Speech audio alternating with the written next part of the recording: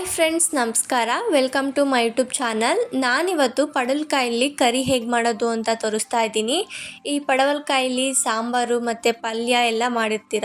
ಈ ರೀತಿ ಒಂದು ಸಲ ಕರಿನೂ ಕೂಡ ಟ್ರೈ ಮಾಡಿ, ನಿಜವಾಗ್ಲೂ ತುಂಬ ಚೆನ್ನಾಗಿರುತ್ತೆ. ಇದು ದೋಸೆ ಜೊತೆ, ಪೂರಿ ಜೊತೆ, ಹಾಗೆ ಚಪಾತಿ ಜೊತೆ, ಅನ್ನಕ್ಕೂ ಕೂಡ ತುಂಬ ಚೆನ್ನಾಗಿರುತ್ತೆ. ಹಾಗೆ ತುಂಬ ಸಿಂಪಲ್ಲಾಗಿ ಮಾಡ್ಕೋಬೋದು. ಈ ಪಡವಲಕಾಯಿ ಜೊತೆ ಕಡಲೆಬೇಳೆ ಹಾಕಿರೋದ್ರಿಂದ ದೋಸೆಗೆ ತುಂಬ ಚೆನ್ನಾಗಿರುತ್ತೆ. ನಾನು ಕೂಡ ದೋಸೆಗೆ ಸರ್ವ್ ಮಾಡ್ಕೊಂಡಿದ್ದೆ. ನೀವು ಒಂದ್ಸಲಿ ದೋಸೆ ಜೊತೆನೇ ಸರ್ವ್ ಮಾಡ್ಕೊತೀನಿ, ತುಂಬ ಚೆನ್ನಾಗಿರುತ್ತೆ. ಹಾಗಾದರೆ ಹೇಗೆ ಮಾಡೋದು ಅಂತ ನೋಡೋಣ ಬನ್ನಿ. ಫಸ್ಟ್ ನಾನಿಲ್ಲಿ ಮಸಾಲಾನ ರೆಡಿ ಮಾಡ್ಕೊತಾ ಇದ್ದೀನಿ. ಒಂದು ಮಿಕ್ಸಿ ಜಾರ್ಗೆ ಒಂದು ಅರ್ಧ ಕಪ್ ಆಗೋಷ್ಟು ಕಾಯಿನ ಹಾಕ್ಕೊತಾ ಇದ್ದೀನಿ. ಹಾಗೆಯೇ ಒಂದು ಅರ್ಧ ಕಪ್ ಆಗೋಷ್ಟು ಈರುಳ್ಳಿನೂ ಕೂಡ ಹಾಕ್ಕೊಂಡಿದ್ದೀನಿ. ಜೊತೆಗೇ ಸ್ವಲ್ಪ ಬೆಳ್ಳುಳ್ಳಿ ಮತ್ತು ಸ್ವಲ್ಪ ಶುಂಠಿನೂ ಕೂಡ ಹಾಕ್ಕೊತಾ ಇದ್ದೀನಿ. ನಿಮ್ಮ ಮನೇಲಿ ಏನಾದರೂ ಶುಂಠಿ ಬೆಳ್ಳುಳ್ಳಿ ಪೇಸ್ಟ್ ಇದ್ದೆ ನೀವು ಹಾಗೆ ಡೈರೆಕ್ಟ್ ಒಗ್ಗರಣೆಗೆ ಕೂಡ ಹಾಕ್ಕೋಬೋದು, ಇಲ್ಲಾಂದರೆ ಈ ರೀತಿ ಮಿಕ್ಸಿ ಜಾರ್ಗೆ ಹಾಕ್ಕೋಬೋದು. ಇವಾಗ ಇದ್ರ ಜೊತೆ ಸ್ವಲ್ಪ ಕೊತ್ತಂಬರಿ ಸೊಪ್ಪು, ಹಾಗೆ 1 ಇಂಚ್ ಆಗೋಷ್ಟು ಚಕ್ಕೆ, 2 ಲವಂಗನ ಹಾಕ್ಕೊತಾ ಇದ್ದೀನಿ. ಇದ್ರ ಜೊತೆಗೇ ಒಂದು 2 ಸ್ಪೂನ್ ಆಗೋಷ್ಟು ಕಡಲೆನ ಹಾಕ್ಕೊತಾ ಇದ್ದೀನಿ. ಕಡಲೆ ಹಾಕೋದ್ರಿಂದ ಗ್ರೇವಿ ಕನ್ಸಿಸ್ಟೆನ್ಸಿ ಗಟ್ಟಿಯಾಗಿ ಚೆನ್ನಾಗಿರುತ್ತೆ, ಹಾಗೆ ಟೇಸ್ಟು ಕೂಡ ತಿನ್ನೋದಕ್ಕೆ ತುಂಬ ಚೆನ್ನಾಗಿರುತ್ತೆ. ಇದನ್ನು ರುಬ್ಕೊಂಡು ಸೈಡಲ್ಲಿ ಎತ್ತಿಟ್ಕೊಂಡಿದ್ದೀನಿ. ಇವಾಗ ಒಂದು ಕುಕ್ಕರ್ ತೊಗೊಂಡು ಒಗ್ಗರಣೆಗೆ ಎಷ್ಟು ಬೇಕೋ ಅಷ್ಟು ಎಣ್ಣೆ ಹಾಕ್ಕೊಂಡು ಸ್ವಲ್ಪ ಸಾಸಿವೆನ ಹಾಕ್ಕೊಂಡಿದ್ದೀನಿ. ಅದಾದಮೇಲೆ ಒಂದು ಮೀಡಿಯಮ್ ಸೈಜ್ ಈರುಳ್ಳಿನ ಸಣ್ಣ ಸಣ್ಣದಾಗಿ ಕಟ್ ಮಾಡಿ ಹಾಕ್ಕೊಂಡಿದ್ದೀನಿ. ಇದ್ರ ಜೊತೆಗೆ ಹಾಗೆ ಸ್ವಲ್ಪ ಕರಿಬೇವನ್ನ ಹಾಕ್ಕೊತಾ ಇದ್ದೀನಿ. ಸ್ಟಾರ್ಟಿಂಗ್ ಒಗ್ಗರಣೆಗೆ ಹಾಕ್ಕೋಬೇಕಿತ್ತು, ನಾನು ಮರ್ತಿರೋದ್ರಿಂದ ಇವಾಗ ಹಾಕ್ಕೊಂಡು ಫ್ರೈ ಮಾಡ್ಕೊತಾ ಇದ್ದೀನಿ. ಇವಾಗ ಈರುಳ್ಳಿ ಎಲ್ಲ ಚೆನ್ನಾಗಿ ಫ್ರೈ ಆಗೋವರೆಗೂ ಫ್ರೈ ಮಾಡ್ಕೊತಾ ಇದ್ದೀನಿ. ಈರುಳ್ಳಿ ಎಲ್ಲ ಚೆನ್ನಾಗಿ ಫ್ರೈ ಆದಮೇಲೆ ಒಂದು ಮೀಡಿಯಮ್ ಸೈಜ್ ಟೊಮೊಟೊನ ಸಣ್ಣದಾಗಿ ಕಟ್ ಮಾಡಿ ಇಟ್ಕೊಂಡಿದ್ದೆ, ಅದನ್ನು ಕೂಡ ಹಾಕ್ಕೊಂಡು ಟೊಮೊಟೊ ಎಲ್ಲ ಚೆನ್ನಾಗಿ ಸಾಫ್ಟ್ ಆಗೋವರೆಗೂ ಫ್ರೈ ಮಾಡ್ಕೊತಾ ಇದ್ದೀನಿ. ಟೊಮೊಟೊ ಎಲ್ಲ ಚೆನ್ನಾಗಿ ಸಾಫ್ಟ್ ಆದಮೇಲೆ ಇವಾಗ ರುಬ್ಬಿ ಎತ್ತಿಟ್ಕೊಂಡಿದ್ವಲ್ಲ ಆ ಮಸಾಲೆನ ಹಾಕ್ಕೊತಾ ಇದ್ದೀನಿ. ನಾನಿಲ್ಲಿ ಮಸ್ಟರ್ಡ್ ಆಯಿಲ್ ಯೂಸ್ ಮಾಡಿದ್ದೀನಿ, ಅಂದರೆ ಸಾಸಿವೆ ಎಣ್ಣೆ. ಅದಕ್ಕೆ ಎಣ್ಣೆ ಸ್ಟಾರ್ಟಿಂಗ್ ಹಾಕಿದಾಗ ಸ್ವಲ್ಪ ಕಲರು ಯೆಲ್ಲೋ ಕಲರ್ ಕಾಣುತ್ತೆ. ನಿಮ್ಮ ಮನೇಲಿ ಕೂಡ ನೀವು ಮಸ್ಟರ್ಡ್ ಆಯಿಲ್ನ ದಿನ ಯೂಸ್ ಮಾಡೋದ್ರಿಂದ ಹೆಲ್ತಿಗೆ ತುಂಬ ಬೆನಿಫಿಟ್ಸ್ ಇದೆ. ಹಾಗೆ ಸ್ವಲ್ಪ ಎಣ್ಣೆಲೆ ಜಾಸ್ತಿ ಅಡುಗೆ ಮಾಡ್ಕೋಬೋದು.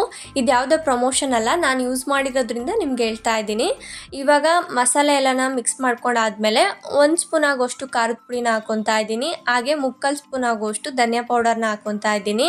ಹಾಗೆ ಇದ್ರ ಜೊತೆ ಒಂದು 1/4 ಸ್ಪೂನ್ ಆಗೋಷ್ಟು ಅರಿಶಿನ ಹಾಕ್ಕೊತಾ ಇದ್ದೀನಿ. ಜೊತೆಗೆ ರುಚಿಗೆ ತಕ್ಕಷ್ಟು ಉಪ್ಪು ಹಾಕ್ಕೊಂಡು ಮಿಕ್ಸ್ ಮಾಡ್ಕೊತಾ ಇದ್ದೀನಿ. ನಾನು ಯೂಸ್ ಮಾಡಿರೋ ಖಾರದ ಪುಡಿ ಅಷ್ಟೊಂದು ಖಾರ ಇಲ್ಲ, ಅದಕ್ಕೆ 1 ಸ್ಪೂನ್ ಆಗೋಷ್ಟು ಹಾಕ್ಕೊಂಡಿದ್ದೀನಿ. ನಿಮಗೆ ಖಾರಕ್ಕೆ ಎಷ್ಟು ಬೇಕೋ ಅಷ್ಟು ನೋಡ್ಕೊಂಡು ಹಾಕ್ಕೊಳ್ಳಿ.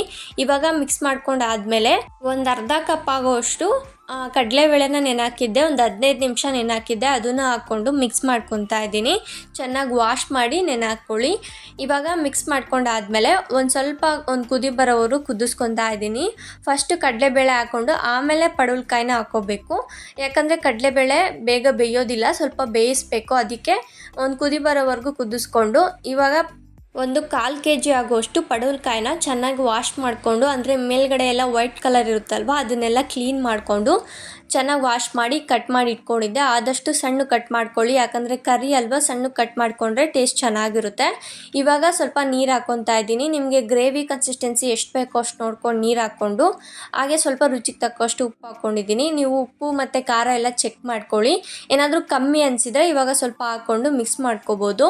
ಇವಾಗ ಎಲ್ಲ ಮಿಕ್ಸ್ ಮಾಡಿಕೊಂಡು ಒಂದು ಕುದಿ ಬರೋವರೆಗೂ ಚೆನ್ನಾಗಿ ಕುದಿಸ್ಕೊತಾ ಇದ್ದೀನಿ. ಅದಾದಮೇಲೆ ಕುಕ್ಕರ್ನ ಕ್ಲೋಸ್ ಮಾಡಿಕೊಂಡು 2 ವಿಷಲ್ ಬರೋವರೆಗೂ ಕೂಗಿಸ್ಕೊತಾ ಇದ್ದೀನಿ, ಯಾಕಂದರೆ ಕಡಲೆಬೇಳೆನೂ ಕೂಡ ಬೇಯಬೇಕು. ಅದಕ್ಕೆ 2 ವಿಷಲ್ ಬರೋವರೆಗೂ ಕೂಗಿಸ್ಕೊಂಡ್ರೆ ಸಾಕಾಗುತ್ತೆ.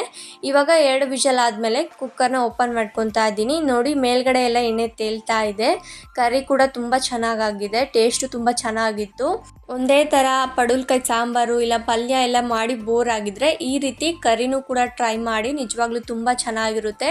ಈ ರೀತಿ ಡಿಫ್ರೆಂಟ್ ಆಗಿ ಹೊಸ ರೆಸಿಪೀಸ್ನ ಮನೇಲಿ ಟ್ರೈ ಮಾಡಿ ನಿಮ್ಮ ಮನೇಲಿರೋರಿಗೆಲ್ಲ ಮಾಡಿಕೊಟ್ರೆ ಅವರು ಕೂಡ ತುಂಬ ಇಷ್ಟಪಟ್ಟು ಮತ್ತು ಖುಷಿಯಾಗಿ ಊಟ ಮಾಡ್ತಾರೆ.